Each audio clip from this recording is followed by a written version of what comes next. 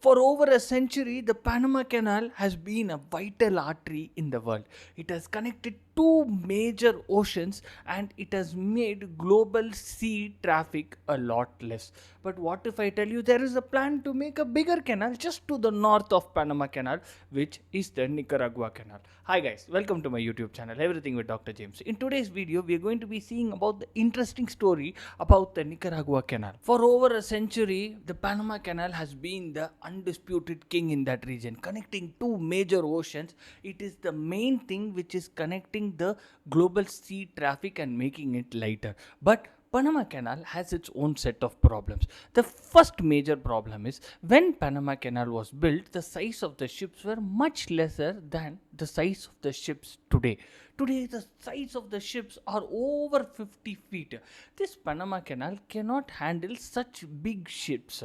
Even after the 2016, where they had actually increased the size of the Panama Canal, they are still not able to accommodate these ships.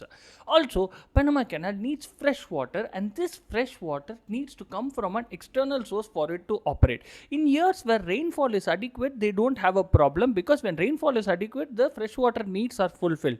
But the main problem comes when the years of drought occurs where the fresh water has to be got from an external source.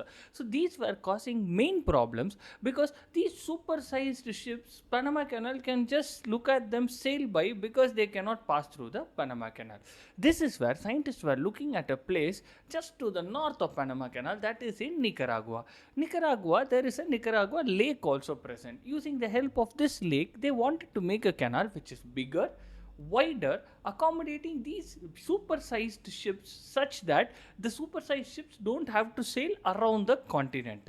This idea will be a major expressway. In fact, it will replace the Panama Canal. The idea of creating a canal through Nicaragua is nothing but new.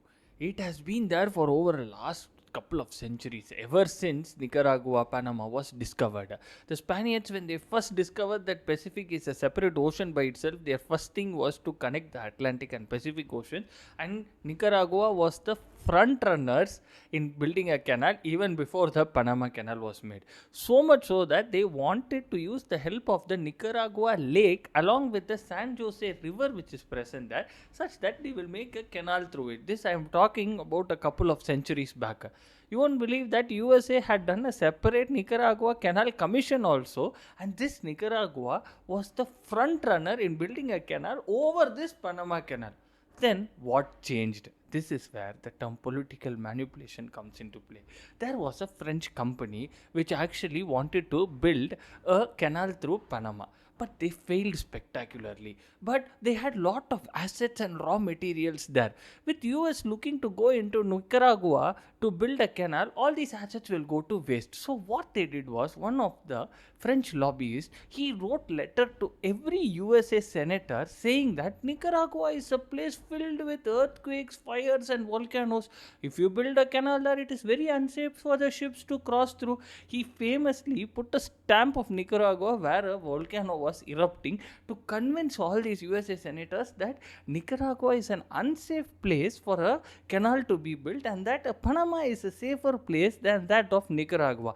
And because of this, it worked successfully, and this political manipulation worked, and Panama was chosen over Nicaragua, and this French company sold all its assets to USA, and USA fell into this trap and they built the canal over Panama over Nicaragua. The idea of Panama Canal bore fruit and it got opened a century back, and it was the major artery for over a century. But in 2013, the limitations of Panama became a global problem because the size of the ships had increased and also the freshwater needs were increasing. To tackle all these problems, Nicaraguan President Ortega said a very big ambitious plan that they are going to invest $50 billion to build the Nicaragua Canal, which is going to be 278 kilometers long, 3 times wider than the Panama Canal. He said this is going to generate tens of thousands of jobs, and also it has also going to give them an airport, trade free zones. And who was doing this project? A little known Hong Kong company called as the HKND. This company had no experience in building a canal before this, and everybody were confused why such a big project is given to such a company which has not done any major projects like this. But they had given it, and the plan was ambitious, and it started in December 2014 to build the Nicaragua Canal. Now let's see why this Nicaragua Canal idea came in. Of course, the logical reasons were they wanted a canal which wanted to house bigger ships. The freshwater needs of this Panama Canal were more, but in Nicaragua Canal they are going to build through the Nicaragua Lake, which has fresh water only.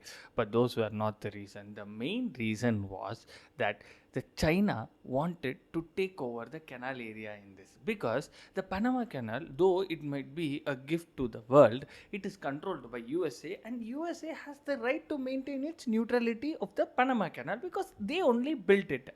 Now with China entering this area, and if they build the Nicaragua Canal, remember President Ortega of Nicaragua had said whoever builds this canal gets a 50-year concession period. That is, their ships can go freely through this region. Because of this, China really wanted to overcome USA's monopoly in this region, because the Panama Canal was more or less like a canal of USA, and that USA had all the rights over it when China did not have any rights. Imagine China having a canal here that is thousands of kilometers away from their country, but having a canal here will ease their trade, and all their ships can pass freely, such that the cost of their goods also will come down. This was their main idea, that they wanted to overcome this monopoly of USA such that they can have full control in this canal area, because the canal which they were proposing to build was bigger, wider, with unlimited freshwater supply from the Nicaragua Lake, and also they will be built with modern technology, because the Panama Canal was built 100 years back. With modern technology they are going to build this canal. With all this added, this Nicaragua Canal would have virtually replaced the Panama Canal. So this was the idea, mainly that China wanted to replace the monopoly of USA in the Panama Canal region, such that this Nicaragua Canal will take over them. This project to construct the Nicaragua Canal became a scam the moment it started. Other than a few roads, nothing was built. The main problem was the head of the HKNT company, Xiang, had 85% of his total money worth in Chinese stock. This Chinese stock crashed in 2015 and all his money got locked there. He has to invest $50 billion here, because only if he invests $50 billion here, China will get the free concession. It will be like China built this canal and they will get the free concession and all their ships will go freely. With no money coming from his side, the project was actually not started at all. Just a few roads were built in that area. Nothing else was built in that time. Now, fast forward 2018, this HKND company which Xiang owned was fully shut. There was no offices, the website went dark, and everything literally shut down by 2018. But money was not the only issue for this canal. This canal came with the promise that the freshwater needs which Panama Canal has will be circumvented by the Nicaragua Lake which is present here.